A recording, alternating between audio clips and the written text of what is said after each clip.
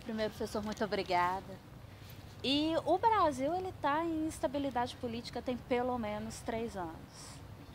Como é que isso afeta o andamento de políticas de Estado voltadas para a educação? A própria crise que vivemos há mais de 3 anos expressa uma crise que tem movimentações importantes no bloco de poder no país. O que significa dizer que tem uma crise no bloco de poder? Há disputas entre diversas frações burguesas. Essas frações burguesas, no momento de instabilidade, buscam conduzir políticas que não são efetivamente políticas para o Estado, mas, sobretudo, políticas que atendam aos seus interesses mais específicos como grupo social. Não casualmente, todo o processo que conduziu ao impeachment da presidenta Dilma estava organizado em torno do tema do chamado ajuste fiscal. O que era o ajuste fiscal? Um corte vertiginoso das despesas primárias do Estado. Esse é o conteúdo da agora emenda constitucional 95, objetivando proteger o pagamento de juros e serviços da dívida, o que traz benefícios para o setor financeiro, para o setor bancário. E agora nós temos duas novas grandes medidas que estão sendo encaminhadas pelo atual governo, que são a reforma trabalhista e a reforma da Previdência. O que querem os reformadores com essas duas grandes reformas? Com essas duas grandes reformas, pretendem rebaixar os direitos do trabalho. E com isto, reduzir o custo da força de trabalho a um patamar superior ao existente em várias partes da Ásia, indicando que setores industriais, setores de serviços não vão agregar conhecimentos científicos, tecnológicos, mas vão manter um patamar de competitividade internacional pela hiperexploração do trabalho. Então são medidas que alteram em profundidade o horizonte para a nação. Como é que isso chega à educação? Se de fato hoje as estratégias econômicas que estão em curso são estratégias de grupos e não há uma compreensão, uma concertação política para construir políticas de Estado, a educação vai ser pressionada a ficar calibrada ao padrão de acumulação do capital, tal como está colocado no Brasil de hoje. O que significa dizer isso? Significa reformas que simplifiquem a formação humana, que reduzam o conteúdo científico, tecnológico, artístico. A reforma do ensino médio, em grande parte, expressa isso, ao criar canais possíveis para o estudante ir para o ensino médio, e o principal canal seria o canal da formação profissional aligeirada. Estamos indicando que esse tipo de força de trabalho é suficiente para a forma como o país está sendo inserido na economia mundial. Enquanto que políticas que poderiam assumir um caráter de Estado, como seria o caso do Plano Nacional de Educação, na minha avaliação, um plano que tem muitos problemas. Foi um plano muito permeável a interesses particularistas, seja do movimento Todos pela Educação, seja do grupo do setor empresarial vinculado ao setor industrial e comercial, Sistema S, mas ainda assim indica possibilidades de aumento de recursos e de uma melhor distribuição desses recursos entre os estados, municípios e a União, com a questão do custo aluno-qualidade, que já seria uma forma de dar uma certa organização ao sistema público nacional. Essas políticas estão virtualmente paradas. Então nós certamente não teremos um Plano Nacional de Educação. Com a emenda constitucional 95, é impossível alterar os atuais 5% do PIB aplicados em educação, e vamos seguir com políticas, seja políticas como a reforma trabalhista, a reforma da Previdência, a reforma sindical, reforma agora agrária, reforma da distribuição de terras, né, pela União e pela regularização fundiária, né, como está colocado numa revisão do chamado conceito de função social da propriedade da terra, função social dos espaços urbanos, tudo isso está sendo reformulado. Então são políticas particularistas voltadas para interesses de grupos e não de interesses do conjunto da sociedade. O papel do Estado aqui, numa perspectiva democrática, republicana, enfim, que há avanços nas lutas pelo público, seria justamente de assegurar políticas universalistas, políticas que sejam de direito de todos. E é isto que nós estamos vendo ser desmontado no país, com consequências, a meu ver, muito graves para o futuro da sociedade brasileira e particularmente para o futuro da educação brasileira. A educação precisa de políticas de médio e longo prazos, né? Nós precisamos de políticas que reorganizem o financiamento da educação brasileira. Nós precisamos de políticas que possibilitem alteração na carreira dos professores, dos trabalhadores de educação. Nós precisamos de políticas que permitam que essa carreira tenha um plano de cargos e salários que possibilite dignidade ao trabalho na área de educação. Todas essas medidas, que são medidas, em grande medida, óbvias, que deveriam estar sendo encaminhadas no país, estão sendo realmente desmontadas e desestruturadas, o que vai causar prejuízos muito graves, tanto para a educação básica como para a educação superior. O senhor falou bastante dessa característica econômica que tem conduzido a política brasileira. E a gente também tem uma ascensão de um conservadorismo, não só político, como moral, no pior sentido da palavra. E essa característica do cenário atual, como é que ela atua, como é que ela interfere? Essa é uma questão muito importante que você está trazendo para a nossa reflexão.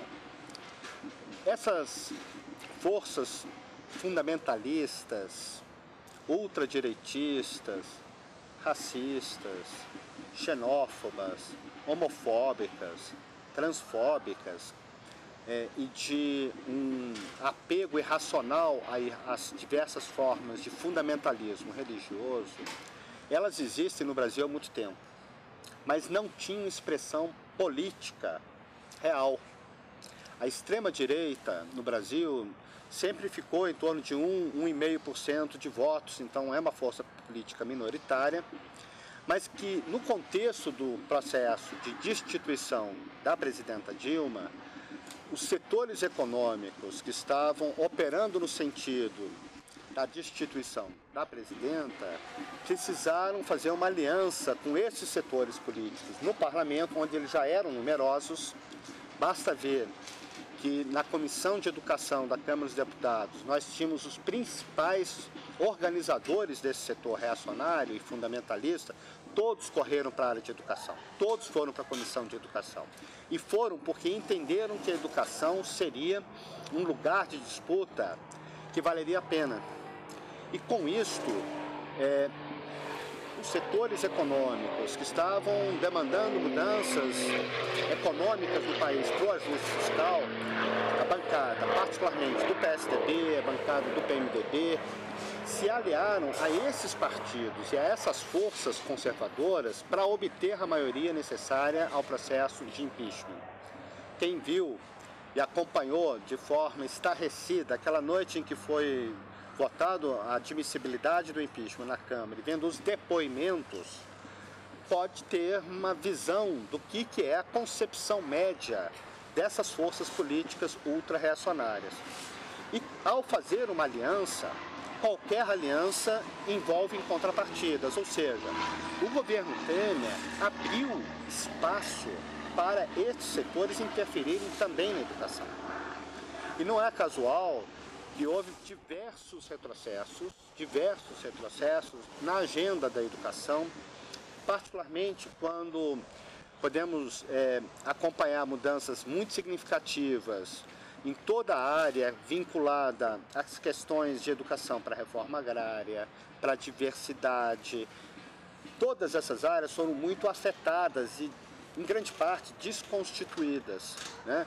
E, embora o atual Ministério da Educação afirme que não é a favor da escola sem partido, quer dizer, esse é um pronunciamento formal do Ministério da Educação, está claro que embora o atual governo afirme que não tem adesão ao projeto da escola sem partido, tem adesão a uma concepção de educação que, de fato, não é uma concepção iluminista, de formação ampla, científica, histórico-crítica, que possibilite autonomia moral aos seres humanos.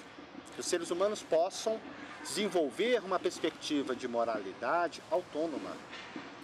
Ao contrário, quando examinamos com detalhe a reforma do ensino médio, vamos perceber que há áreas fundamentais para a formação humana e que cada vez estão mais imbricadas no campo científico, que a relação entre as ciências sociais e humanidades e as ciências da natureza foram desfeitas.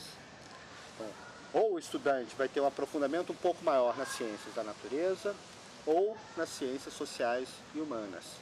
Ao fazer esta cisão, certamente o governo está aderindo a uma perspectiva de educação que ela é muito mais utilitarista, uma perspectiva de educação muito mais empobrecida e que reduz as possibilidades ideativas e criadoras da juventude.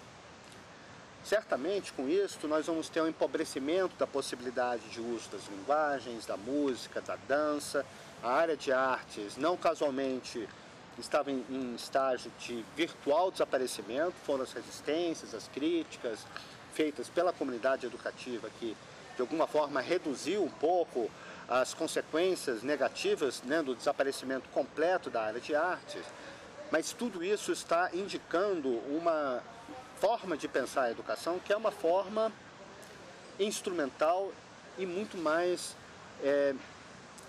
dependente de uma racionalidade que não possibilite a autonomia intelectual e moral. E é interessante nós constatarmos que hoje, no Brasil, nós estamos num embate que é um embate que existiu no iluminismo. E, portanto, estamos retrocedendo séculos. Quando indagaram a Kant o que é o iluminismo, Kant respondeu: é a possibilidade de fazer um uso crítico e autônomo da própria razão. Quando, nas escolas públicas, na educação pública, no currículo, nas bases curriculares, há uma interdição de temas vinculados à sexualidade, à autonomia moral. Estamos claramente com uma educação que tenta criar permanentemente a ideia de que os estudantes são seres sempre crianças, numa metáfora de que nunca terão autonomia, alguém tem que direcionar a orientação moral, política, social da juventude. Então é contraditório porque todos aqueles que defendem a escola sem partido querem que o seu partido dê a formação para a juventude.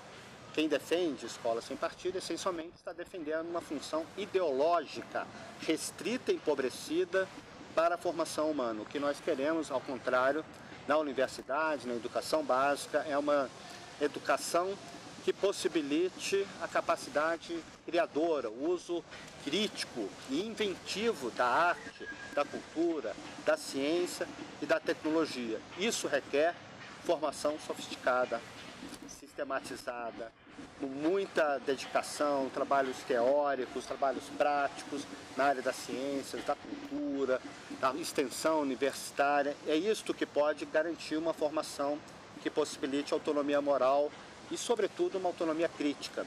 Nós não queremos que as pessoas na sociedade fiquem aguardando um pai patrão mandar nessas pessoas para dizer o que elas precisam fazer. Nós queremos que elas façam o mundo e façam a história.